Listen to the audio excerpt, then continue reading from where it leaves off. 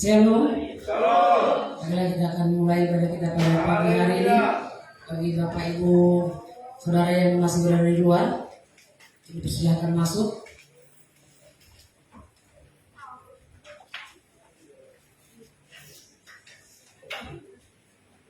Haleluya.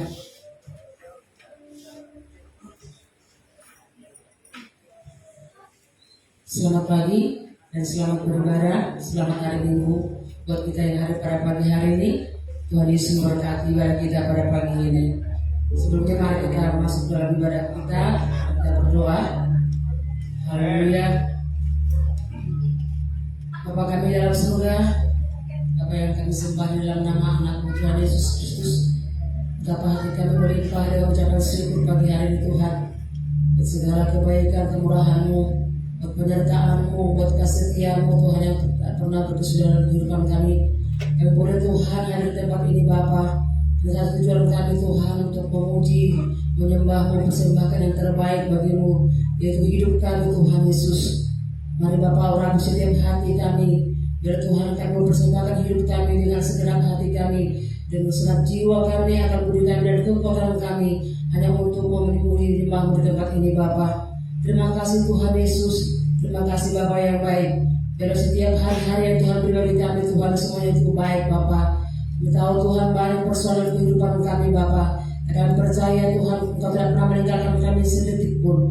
Engkau ada di setiap nafas kehidupan kami Tuhan. Engkau Allah senantiasa menuntun kehidupan kami. Engkau Allah selalu bersama dengan kami, berjalan dengan kami Tuhan Yesus. Engkau Yesus menjadi kebenaran kehidupan kami Bapa. Pagi hari ini kami serahkan ibadah kami dalam tangan-Mu. Sebelumnya Tuhan layakkan kami Bapa dari segala Tuhan perkataan kami, perbuatan kami Tuhan, tingkah laku kami Bapa. Tuhan boleh masuk dalam hadirat Tuhan. Tuhan boleh masuk Tuhan menikmati hadirat-Mu ya Bapa. Karena kami tahu Tuhan dalam hadirat Tuhan, dalam hadirat-Mu Bapa, ada kekuatan baru, ada pemulihan terjadi, ada kemenangan-kemenangan yang boleh kami nikmati pagi hari ini Bapa. Ketika kami datang dengan orang-orang yang biasa yang membawa persoalan kami ke tempat ini Bapa, kami pulang dengan sorak-sorai, sebab Tuhan telah mengurapi kami, setelah Tuhan memenuhi kami dengan urapan Roh Kudus. Oleh itu Tuhan curahkan Roh-Mu di tempat ini Bapa. Penuhi kami dengan kuasa Roh Kudus-Mu. Biarlah Engkau Tuhan yang berdoa dalam ibadah kami pagi hari ini, dari awal pertengahan hingga akhirnya. Kuasa kegelapan yang tidak senang yang mengintimidasi ibadah kami pagi hari ini, kami Tuhan hancurkan dalam nama Yesus. Kami mau Tuhan berdiam diri di hadirat-Mu Bapa, menikmati baik-Mu Tuhan, menikmati kasih-Mu Tuhan Yesus. Terpujilah Engkau bagi yang siap memuji menyembah Tuhan pagi hari ini. Mari sama-sama katakan amin. Haleluya. Haleluya. Bapak Ibu Saudara bantu berdiri. Mari kita katakan hari ini adalah hari yang terbaik. Hidup kita ada di tangan Tuhan. Amin. Amin. Haleluya.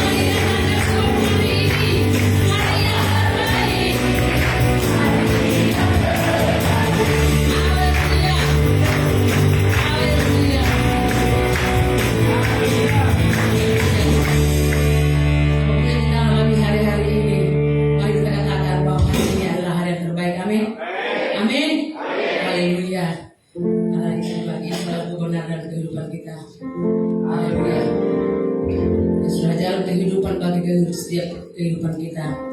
Haleluya.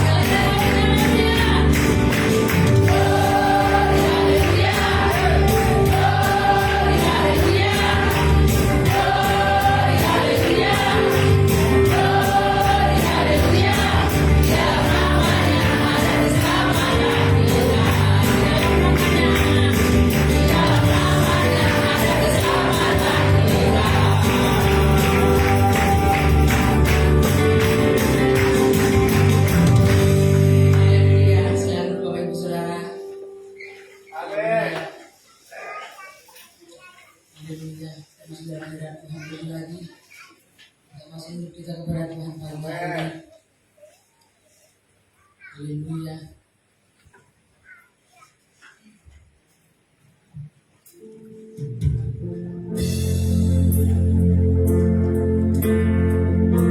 Kasih Tuhan Yesus.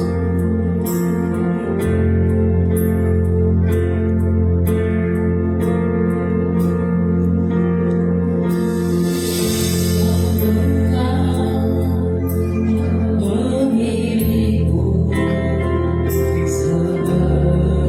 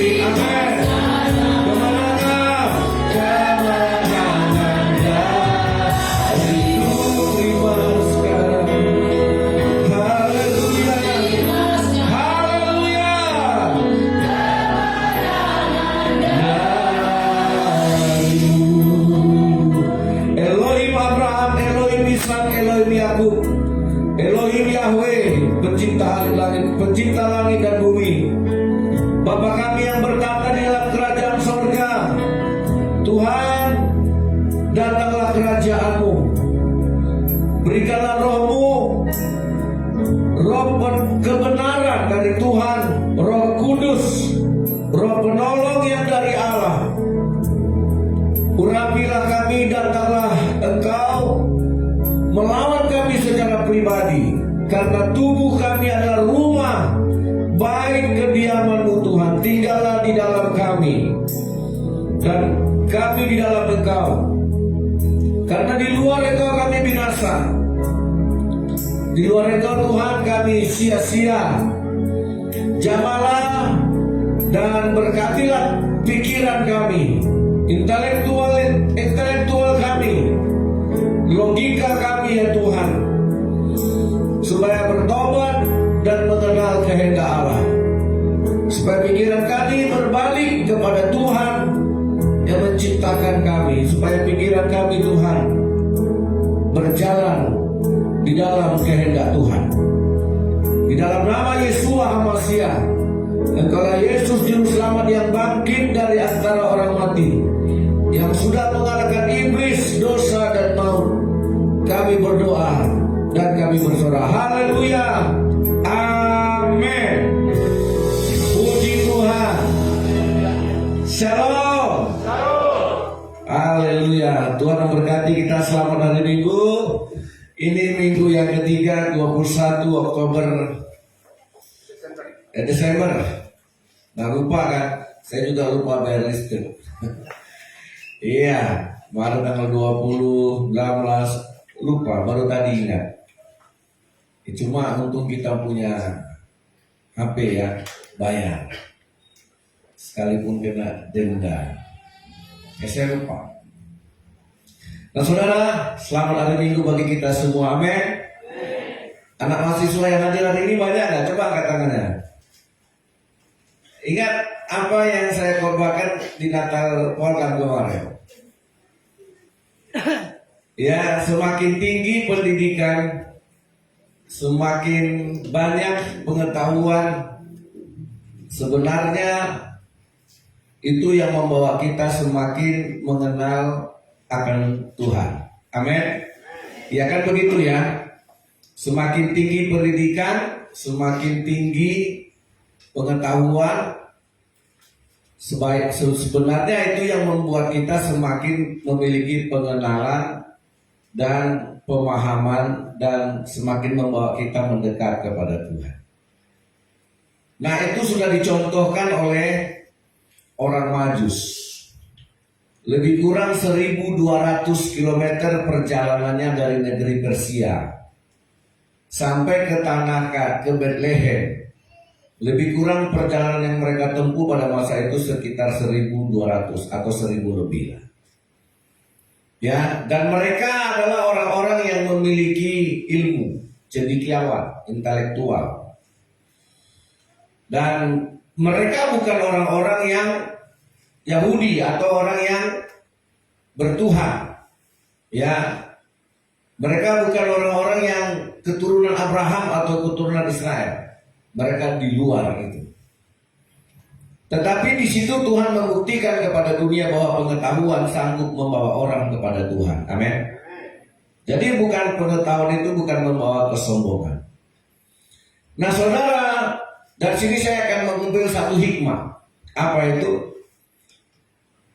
Kalau di sekolah, di pendidikan kita hanya mengenal, ini pengalaman saya dan pengamatan saya, kita hanya kenal orang bodoh dan orang pintar.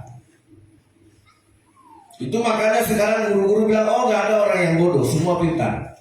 Tapi gimana konsepnya? Kita sekarang nggak lagi mengumumkan ranking, karena semua pintar, semua punya kelebihan, semua punya kemampuan. Tapi tetap basisnya pintar dan bodoh.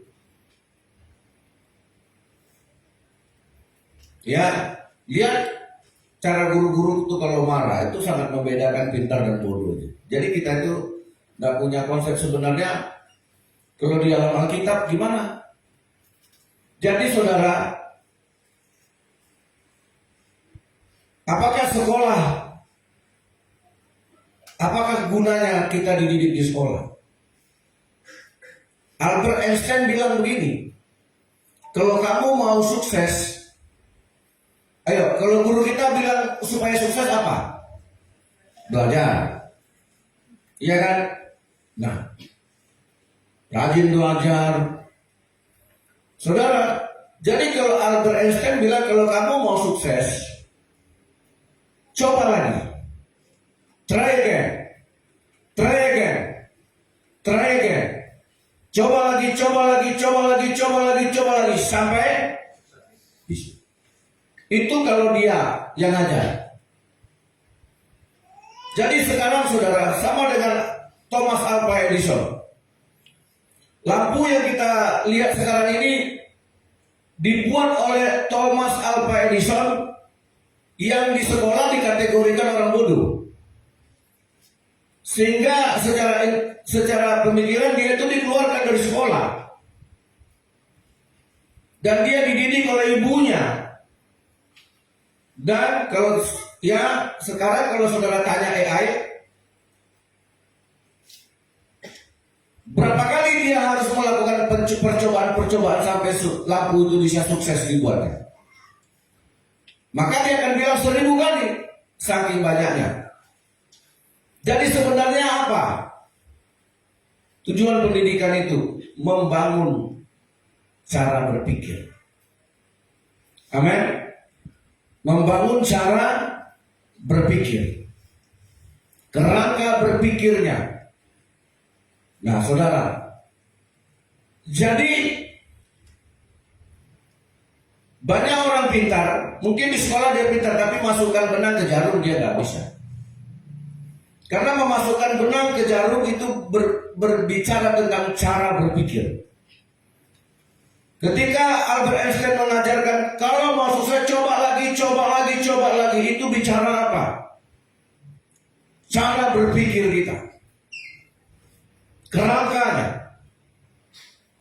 Nah, di dalam Alkitab ada 5 wanita bijak, ada 5 wanita bodoh. Kenapa dia dibilang bijak? Kenapa yang 5 dibilang bodoh? 5 wanita bijak, dia bawa pelita. Ya, dia bawa minyak. Dia nyalakan pelita, dia bawa minyak cadangan.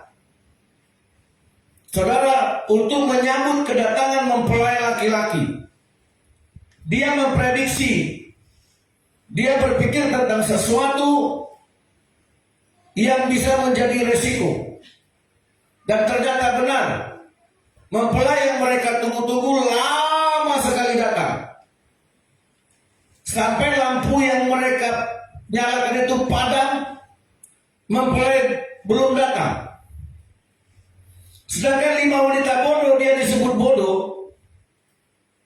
Dia bawa pelita, tapi dia tidak membawa minyak. Nah, karena dia berpikir mungkin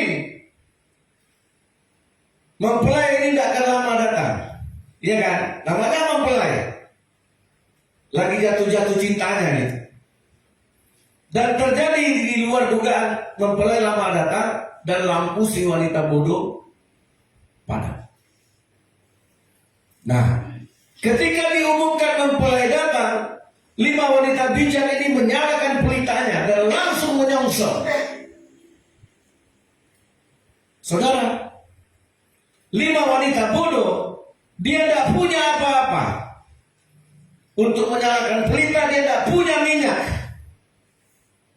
Terus yang mau disalahkan siapa? Saudara yang dikasih oleh Tuhan. Makanya ini berbeda cara kita berpikir. Nah, makanya saudara, orang Majus itu ya semakin pintar, semakin tinggi pengetahuannya, justru itu yang membawanya datang kepada Tuhan. Amin. Itu tanpa Alkitab dia datang kepada Tuhan.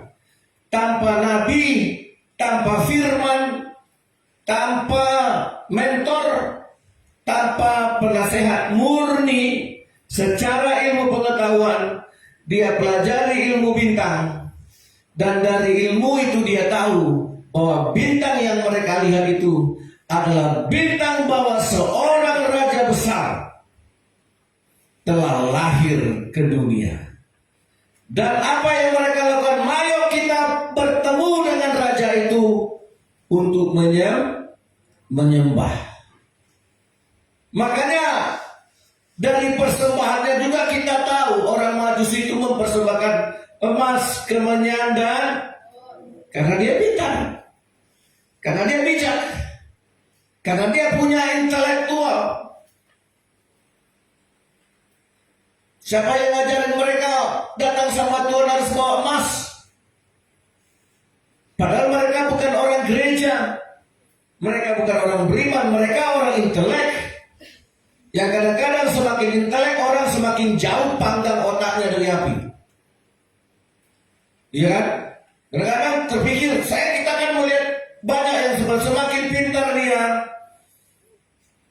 justru dia semakin jauh dari Allah. Jangankan untuk datang sama Allah, untuk membawa persembahan sama Tuhan aja dia tidak ngerti. Makanya saudara, mereka berjalan 1.200 km hanya untuk menyembah. Hanya itu. Hanya itu. Setelah mereka bertemu dengan Yesus, bayi Yesus di Bethlehem, mereka sampaikan persembahannya dan mereka pulang. Luar biasa. Amin. Perjalanan yang begitu panjang, yang begitu melelahkan. Saudara, hanya mereka persembahkan kepada Tuhan. Jadi sebenarnya saudara, kita diciptakan untuk menyembah Tuhan. Amin. Ya. Baik, maukah kita hari ini berkomitmen apapun profesi kita, setinggi apa tingkat kepintaran kita, setinggi apa sebenarnya apa gelar kita, maukah kita hari ini itu yang membawa kita kepada Tuhan? Karena itu yang dikatakan Tuhan, bertobatlah, kerajaan Allah sudah dekat. Itu kata siapa? Kata Tuhan Yesus. Saudara yang dikasih oleh Tuhan. Makanya bertobat itu berbicara tentang pikiran yang diubahkan. Ya, pikiran yang dibaharui untuk mengenal Tuhan. Pikiran yang berbalik, kembalikan kepada Tuhan. Pikiran yang dikembalikan kepada Allah. Sehingga apa? Dekat. Nah, saya rindu saudara, ini doa saya untuk pelayanan dimanapun saya melayani, terlebih anak-anak kita. Ya, semakin pintar seseorang, seharusnya dia semakin dekat sama Tuhan. Amin. Oh, ini akan cinta. Halo. Tapi ada satu tantangan kalau kita kuliah di psikolog. Ya.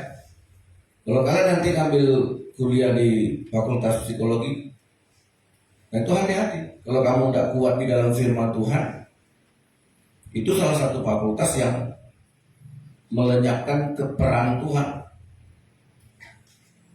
Ya, itu benar-benar nilai pengajarnya humanis.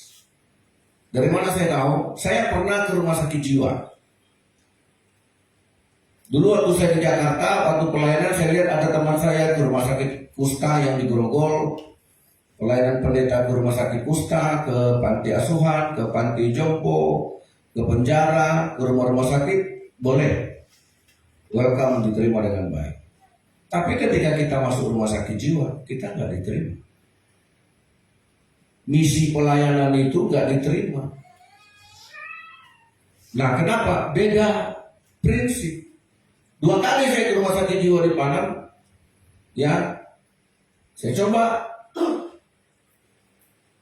Bahkan ada yang di dalam penjara itu manggil-manggil, aku ingin saya datang mendoakannya. Tapi mereka tidak mengakui.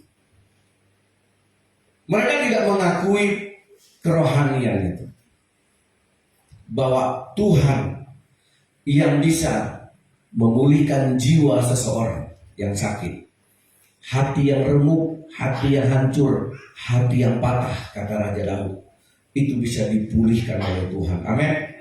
Tapi mereka tidak mengakui. Makanya kalau kuliah di situ hati-hati, kalau kamu tidak dekat sama Tuhan bisa hilang juga. Beda dengan kedokteran. Nah, saudara yang dikasih oleh Tuhan, nah baik, bagaimana Tuhan cara membangun kerangka berpikir kita? Nah, saya bawakan beberapa ayat bagi kita. Yang pertama, Bapak Ibu, kita buka Alkitab kita. Dalam Ibrani pasal yang ke-12, ayatnya yang ke-6.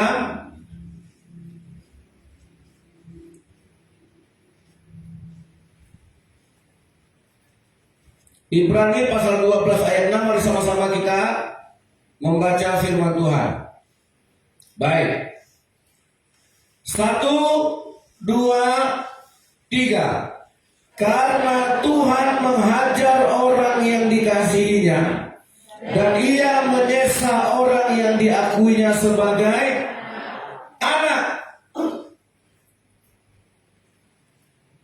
Karena Tuhan menghajar orang yang dikasihinya, dan ia menyesa orang yang diakuinya sebagai anak. Itu makanya saudara, Allah berkata, kamu seperti domba yang saya utus ke tengah-tengah serigala.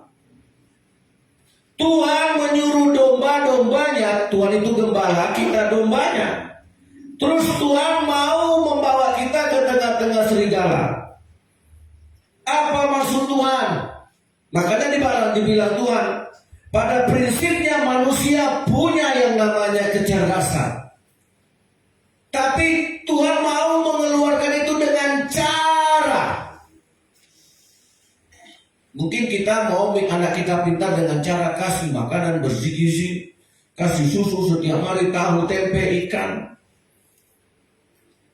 Ya, tapi ketika Tuhan, semua kita, makanya orang selalu bilang, oh semua orang itu pintar. Guru-guru semua bilang pintar. Makanya tidak boleh tinggal kelas. Sekarang mau dikembalikan lagi supaya ada tinggal kelas.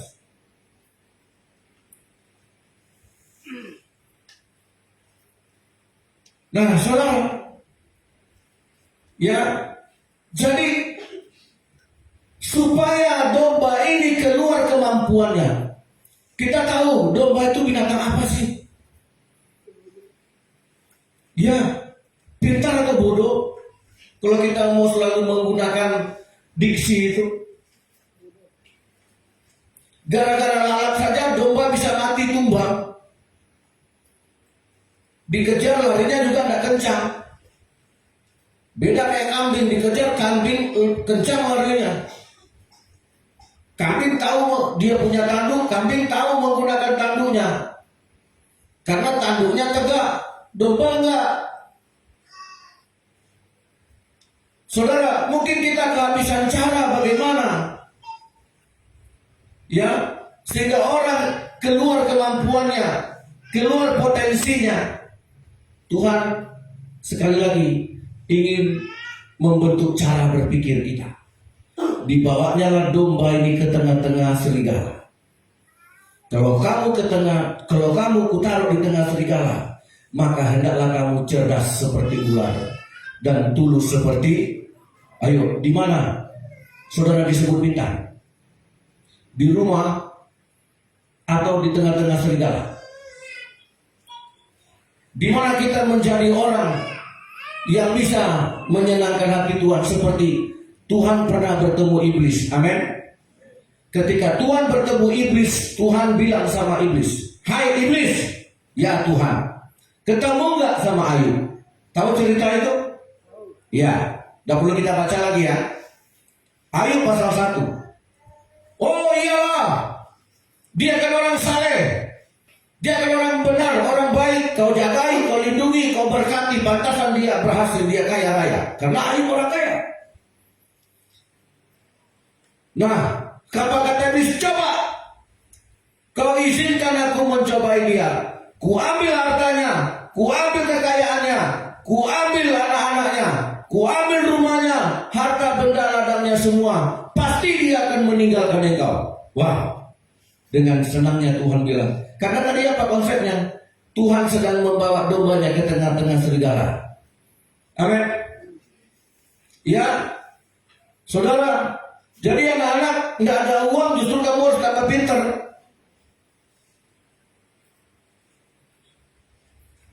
Jangan bilang mama pelit, kejam. Jadi dicobailah si Ayub ini sama iblis kan.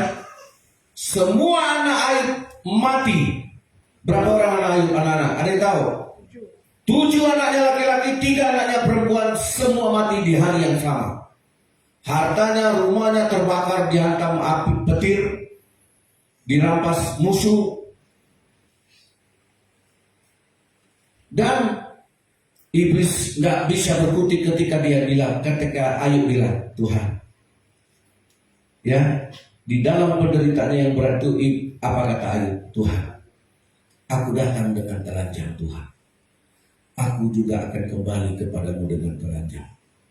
Engkau yang memberi, engkau yang mengambil, terpujilah nama Tuhan. Ayub.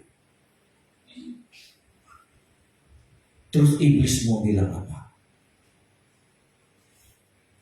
Bagi saudara itu cerdas enggak? Di mana keluar kemampuan itu? Di mana keluar kehebatannya itu? Ya, nah sekarang kan anak-anak kan difasilitasi. Bapaknya mampu, orang tuanya mampu. Iya, tapi kita tidak pernah kasih tantangan. Di sini yang menyetrika bajunya sendiri siapa?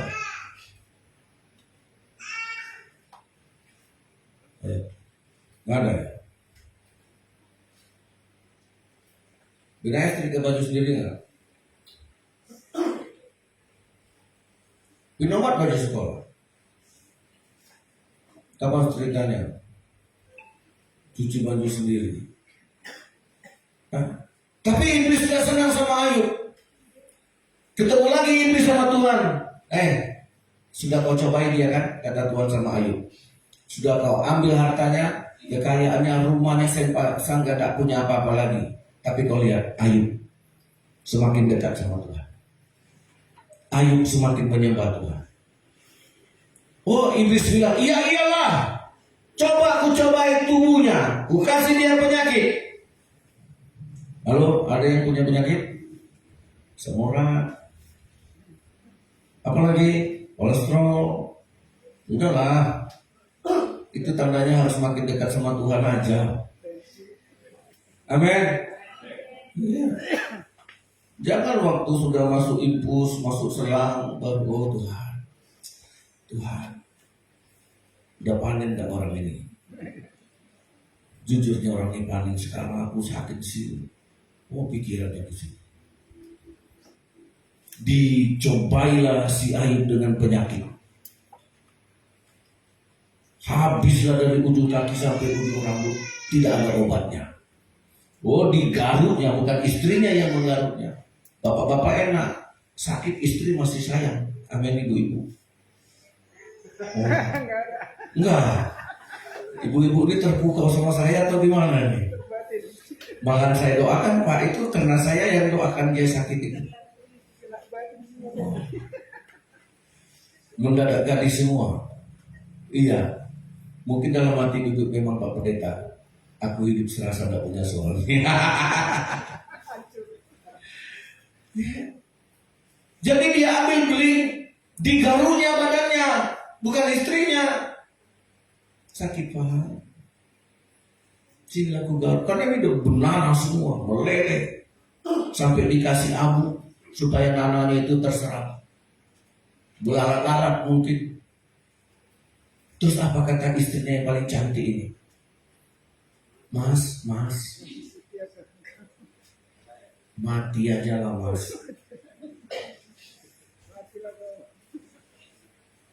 Kan itu kata istrinya juga. Iya. Kalau dia istrinya orang Batak, Pak Putra. hentikan memakai.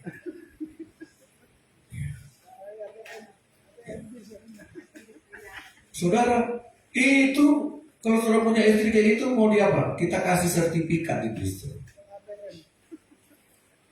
Nah, apa kata Ayub? Hai istriku, kalau kita bisa menerima yang baik dari Tuhan, kita juga harus bisa menerima yang buruk itu seperti kita bisa menerima yang baik. Wah. Kalau tidak dihadapkan dengan pencobaan yang begitu berat, keluar enggak kemampuan Ayub? Nah, itulah yang dimaksud dengan kerangka cara berpikir. Amin. Amin. Orang yang tidak punya cara berpikir apa? Dia akan putus asa. Dia akan hopeless. Dia akan mengasihani dirinya. Dia hanya menangis. Makanya Tuhan menghajar orang yang disebutnya sebagai anak. Amin.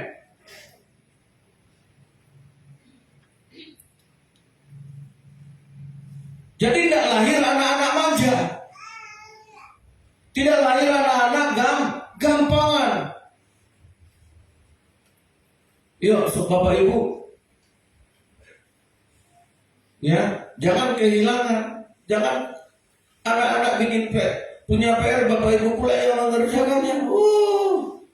Selesai.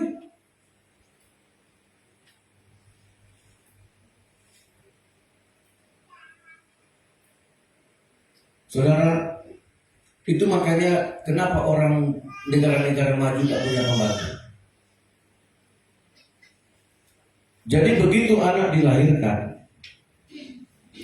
ya dari 0 sampai 2 tahun, itu anak-anak akan mengidolakan mamanya. Oh, dia kan tidak bisa terpisah dengan mamanya. Ya, dia akan apapun aktivitasnya, dia akan cari mamanya. Ya nggak? Wah, ibu dia enggak Pak Pendeta. Aku kurung anakku dulu. Terus aku pergi ke rumah saudara. Ya. Itu secara psikologis, saudara.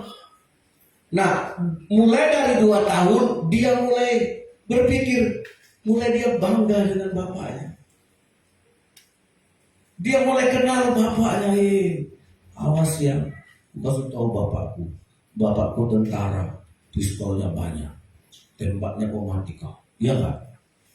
Dia mulai banggakan bapaknya. Halo, ada lagi anak-anak, bapakku kaya, gajinya banyak. Datang lagi, bapakku kaya, tiap hari dia pegang duit, geram karena bapaknya tukang parkir. Karena bangga sama bapaknya ini.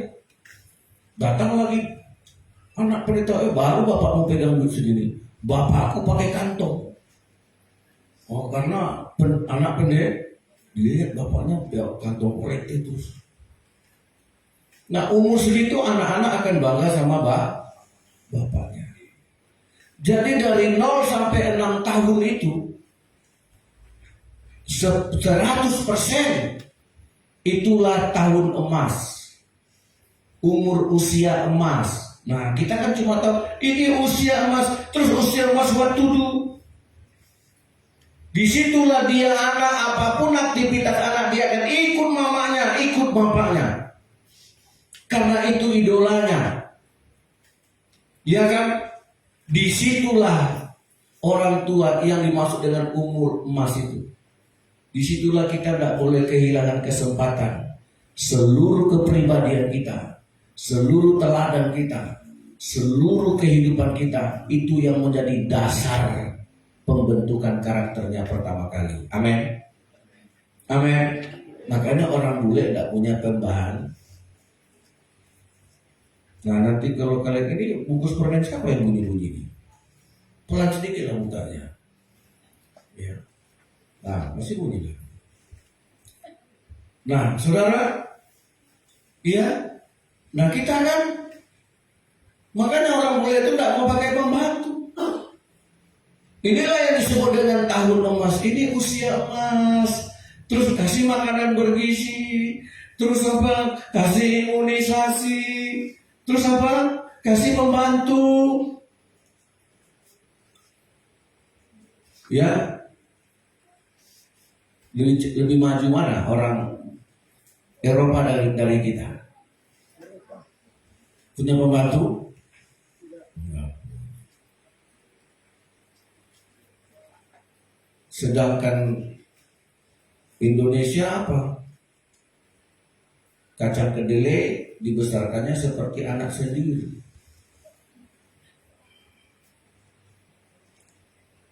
Itulah kecap, bang, enak. Karena dibesarkan seperti membesarkan anak. Kalau bapaknya pelihara anjing, membesarkan anjing kayak anaknya. Tapi saya mau kasih buat sebuah cerita. Ada seorang bapak hobi pelihara burung. Burung yang dipelihara burung beo. Burung yang paling pertama kali saya kenal waktu kecil burung beo. Karena Pak Tua Panjaitan polisi yang mayor dulu punya burung beo yang sudah bisa bicara. Nah, ya, jadi saya suka main ke rumah Pak Tua itu.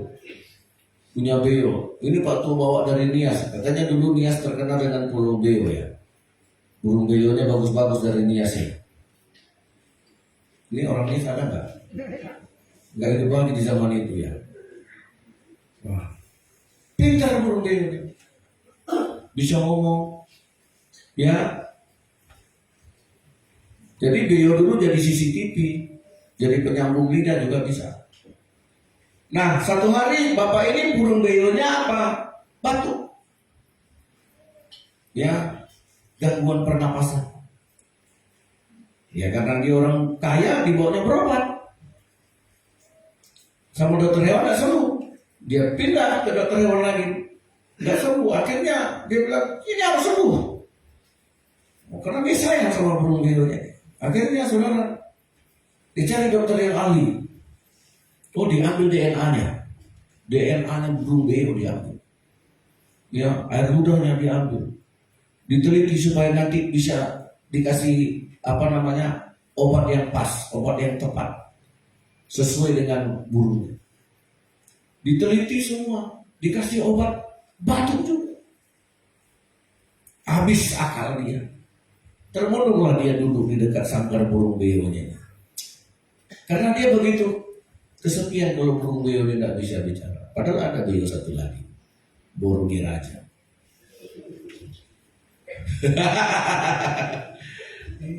Tapi burung beo itu juga kalau tidak mau ngomong juga udah malas dia, udah cemburu dia. Nah, tapi ketika dia termenung sambil merokok, dia merokok dekat burung beo. Kenapa lah burung beo? Pas dia lagi merokok, batuklah dia. Baru terpikir, jangan-jangan burung beo ini sering batuk karena sering mengisap asap rokokku. Karena dia selalu merokok dekat sangkar burung beo. Baru terbuka pikirannya. Oh,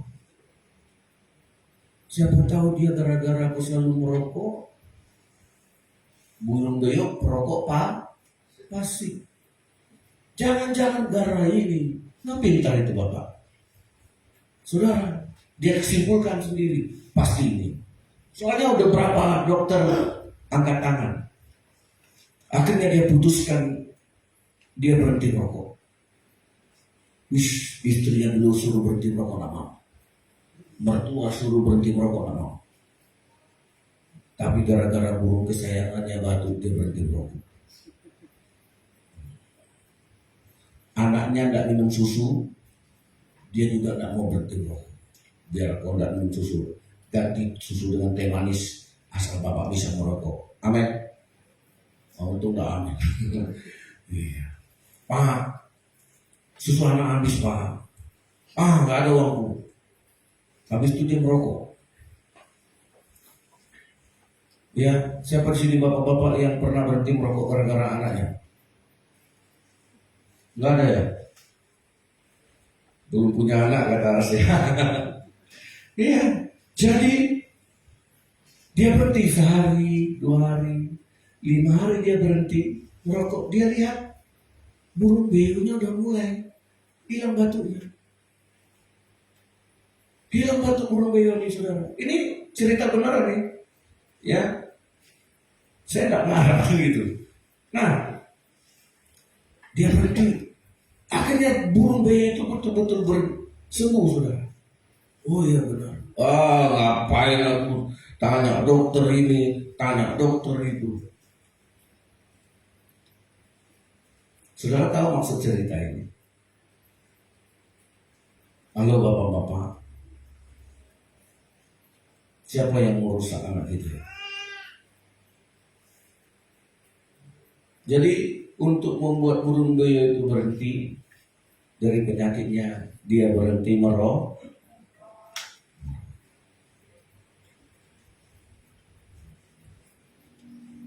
Ini enggak siap nggak jadi bapak-bapak nih yang belum jadi bapak-bapak? Bravo. Ya, bisa nih kok. Kemarin di wisuda pelajaran ini ada nggak? Dosennya aja cerai. Jadi saudara, apa anak itu sudah ikut teladan bapaknya? Karakter bapaknya, suami, istri. Nah itu didikan pertama. Walaupun bapaknya buta huruf, walaupun bapaknya tidak punya gelar, tapi ketika dia peluk anaknya, dia temani anaknya. Tapi kita anak ikut kita pulang. Jangan lukai anak-anak. Ya apalagi kalau usia 0 sampai 6 tahun dibanting lah, diseret lah, dijenger lah. Waduh. Itu lukanya sampai ke dalam jiwanya itu. Ayo yang pernah lukai anaknya, sujud sama anaknya minta ampun. Nah dari umur 6 tahun menjelang ke 12 tahun itu anak-anak akan mengidolakan. Mungkin jumpa perawat, dia udah mulai cerita, cantik perawat itu ya mak, baik ya mak. Jumpa gurunya, tantenya, tetangganya, dia udah mulai tahu itu. Udah mulai masuk pengaruh luar. Nah, nanti umur anak itu 12 tahun, dia mulai mengidolakan kawan-kawannya.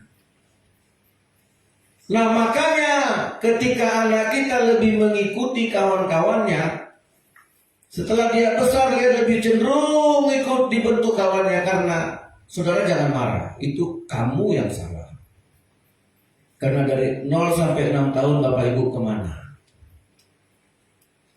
Tapi kalau dari 0 sampai 6 tahun kita dekat dengan dia, kita isi karakternya. Karena apa? Karena yang berkembang di 0 sampai 6 tahun itu otak kanan. Amin. Amin. Disitulah kita mengisi otak kanannya ini.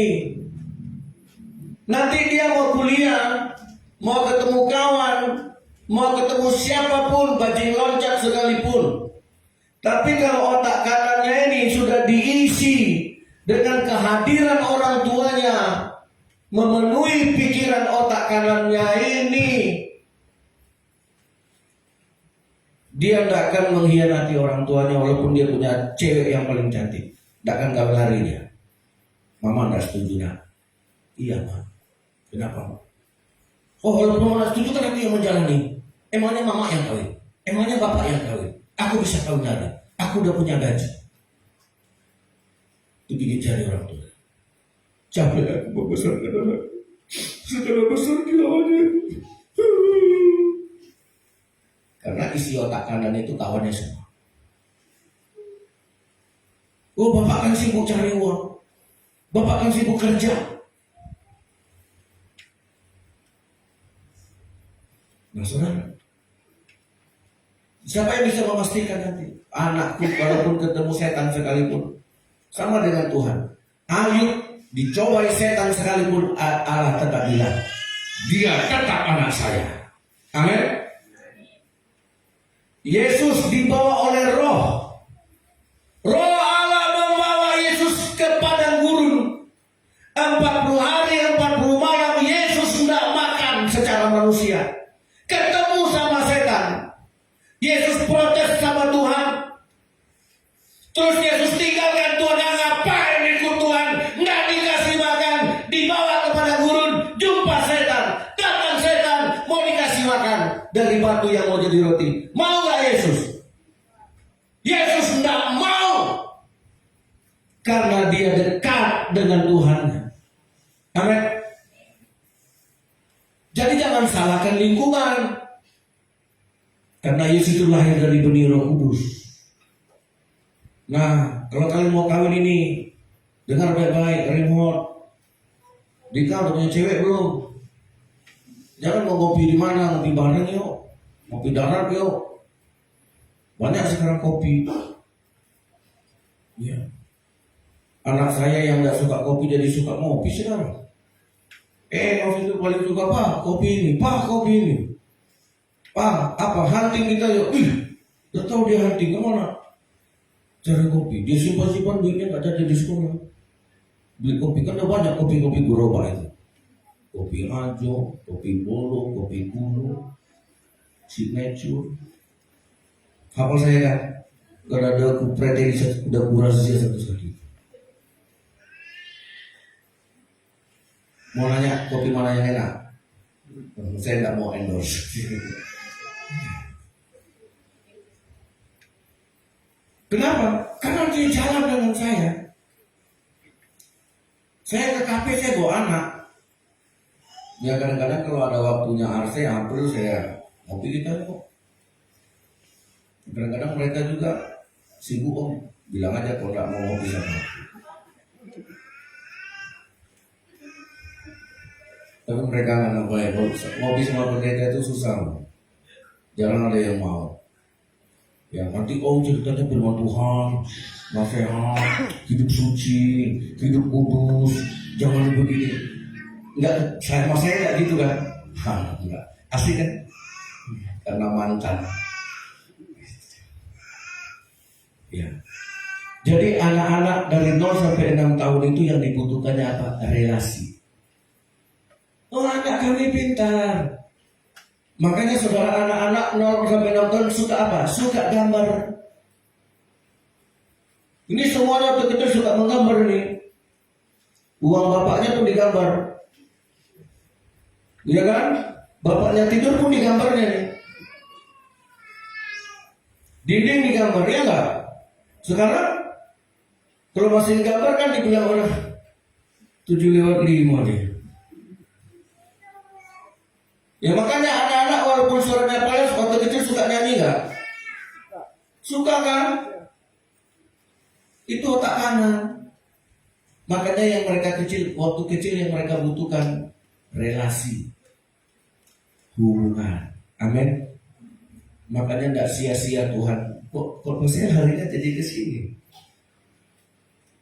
Jadi makanya kenapa Tuhan menyebutkan di hukum kelima, hormatilah ayahmu dan ibu, karena pengganti Tuhan untuk dekat dengan anak kita, Tuhan sudah serahkan sama ayah dan ibu. Amin. Halo bapak-bapak, ibu-ibu, Tuhan menyuruh bapak-bapak, ibu-ibu sebagai wakilnya Allah untuk mendekati anak. Amin. Ya, enggak semua. Amin. Sekali lagi, amin. Jadi ketika kita mendekati anak, Tuhan bilang, ganti saya Tuhan kan tidak kelihatan. Aku tidak kelihatan. Jadi orang tua itulah pengganti Allah yang mendekati anak-anak ini. Amin. Ya, ada yang mau nikah nanti sharing sama saya, ya kan? Paling nggak kita dapat pengetahuan. Jangan, pastor saya mau menikah 2 minggu lagi. Loh kok cepat kali? Iya udah di DP.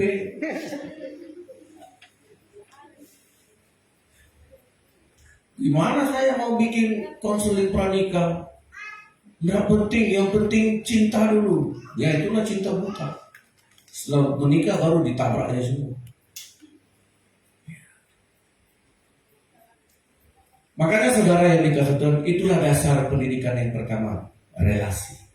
Amin. Hubungan.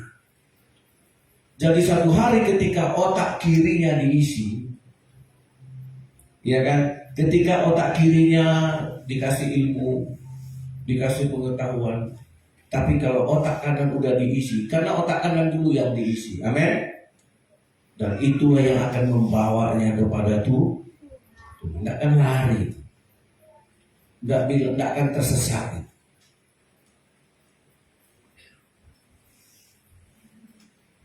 Yosef, otak kiri, otak kanan letaknya di mana? Di depan belakang. Iyalah. Berarti kau pakai helm kalau di dalam kepala. Kalau taruh di lutut,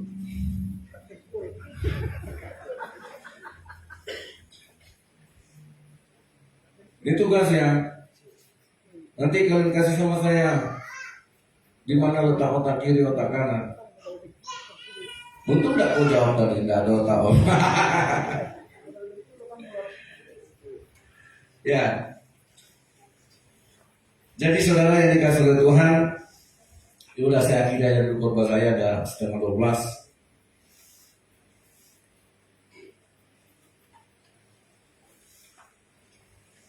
Mari kita datang sama Tuhan, amin.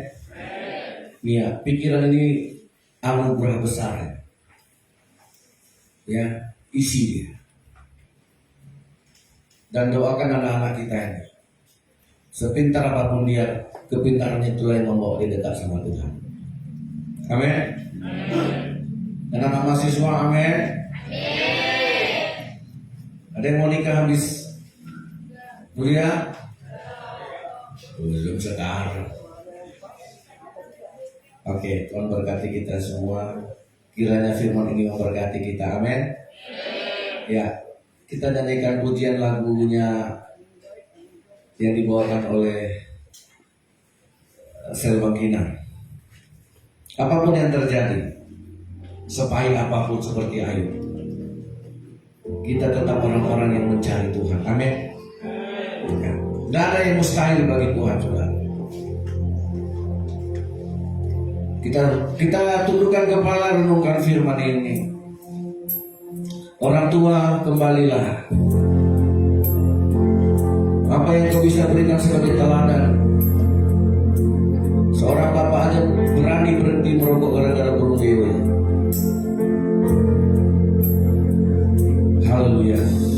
Tidak dapat lagi ku berkata tentang kebaikan-Mu, tentang kebaikan-Mu Tuhan. Tidak beriku yang Kau beri, Bapa, sungguh ku berterima kasih. Semuanya angkat pujian ini. Tidak beriku yang Kau beri, Bapa, sungguh terima kasih Tuhan. Terima kasih, bawa semua persoalan-Mu, bawa semua persoalan-Mu.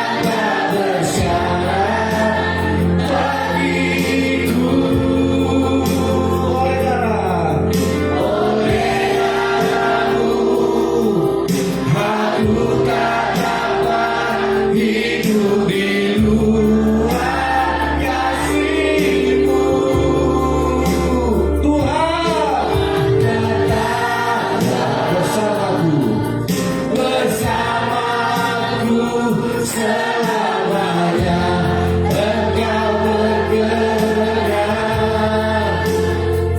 Sebab tanpa aku tak berarti, aku tak bersemuanya ya. Kita nyanyikan pujian kita di hati kita yang paling dalam.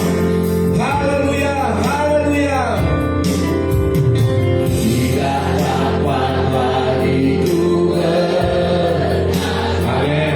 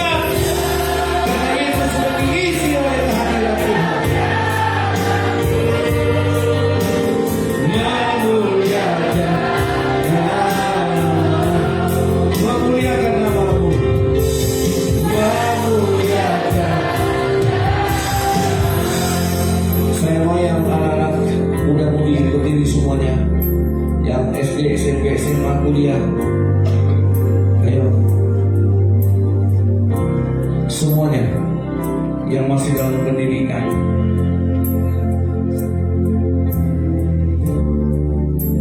Ikuti doa saya. Tuhan Yesus, ikuti doa saya. Tuhan Yesus, pikiranku, intelektualku, otak kiriku, otak kananku, ciptaan Tuhan. Setinggi apapun pendidikanku, sehebat apapun pemikiranku, seluas apapun pengetahuanku, hari ini aku berdoa, itulah yang membawa aku menyembah, mendekat, berlutut di kaki Tuhan. Aku mau kepintaran ini, kecerdasan ini membawa hidupku kepada Tuhan. Amin. Silakan duduk. Haleluya. Saya minta Pak Otang berdoa sekaligus doa untuk persembahan.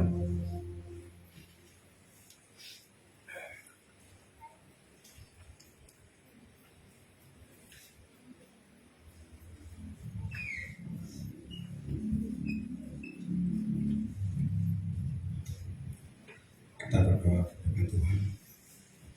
Terima kasih Tuhan, terima kasih Allah buat segala kebaikan Tuhan yang senantiasa memelihara hidup kami di saat ini Tuhan. Kami telah mempersembahkan pujian kami dan berdoa dan permohonan kami kepada Tuhan. Kiranya Tuhan mendengar setiap seruan kami. Yang terkhusus Tuhan, firman-Mu yang telah ditaburkan oleh hamba-Mu, biarlah Tuhan itu menjadi berinya hidupnya dalam kehidupan kami Tuhan. Supaya setiap kemampuan kami, kecerdasan kami, pengetahuan kami Tuhan semakin membawa kami dekat kepada Tuhan. Khususnya Tuhan belajar dari tingkat SD, SMP, SMA sampai kuliah, biarlah Tuhan ilmu yang mereka dapat di kampus, di sekolah membawa mereka semakin dekat kepada Tuhan. Karena itulah yang membawa mereka nanti berhasil di kemudian hari. Karena sumber segala pengetahuan takut akan Tuhan. Terima kasih Tuhan, terpujilah nama-Mu, dan biarlah Tuhan bahwa kami ini kami persembahkan kepada Tuhan. Dan sebentar juga Tuhan kami akan memberikan persembahan. Kiranya Tuhan memberkati apapun yang telah kami berikan, dan kami akan persembahkan Tuhan, yang menjadi persembahan yang harum, yang kudus di hadapan Tuhan, menjadi persembahan kami.